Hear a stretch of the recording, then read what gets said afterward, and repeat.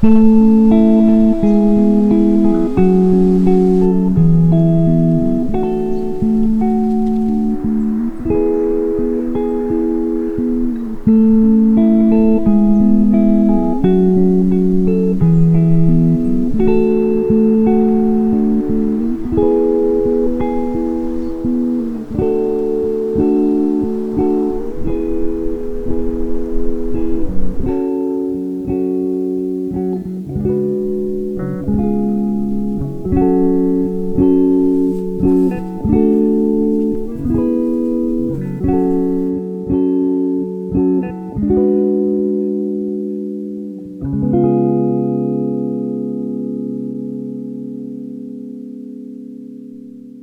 vous l'avez vu dans le titre de la vidéo, cette semaine on fait un herbier d'automne.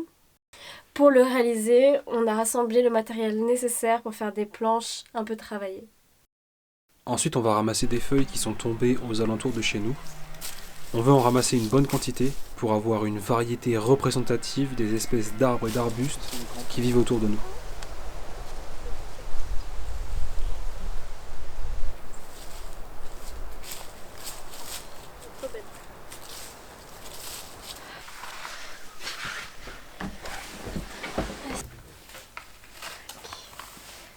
On s'écraser, il faut juste bien la mettre. Ah non, ils ont pas la même texture, c'est ouf.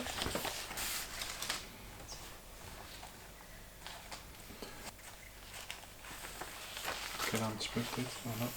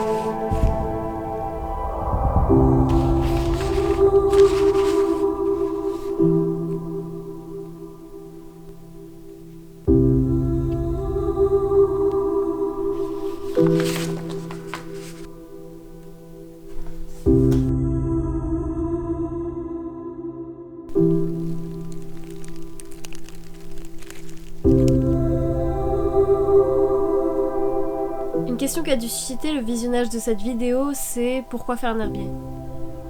Déjà, pour nous, c'est pour les reconnaître. On pense que ces arbres-là ne sont pas juste là pour faire joli, même s'ils le sont. Ces arbres, ils vivent autour de nous, et pour bien vivre sans les mettre en danger, on pense qu'il faut qu'on apprenne à les connaître, parce qu'on n'a pas fait ça en 20 ans passés à l'école. On pense que c'est comme ça qu'on atteint un bon équilibre de vie dans la nature. En fait, Yann et moi, on est issus de la génération Z, une génération avec plein de qualités, mais dont une des lacunes principales est le manque de connaissances pratiques liées à la nature. Personnellement, jusqu'à encore très peu de temps, je n'avais vu que des animaux dans les zoos ou à la télé, bon si on ne compte pas les chiens et les pigeons dans la rue. Je voyais les arbres comme des éléments de décoration dans les parcs et à Noël, et je n'avais aucune idée qu'il existait une saisonnalité aux légumes.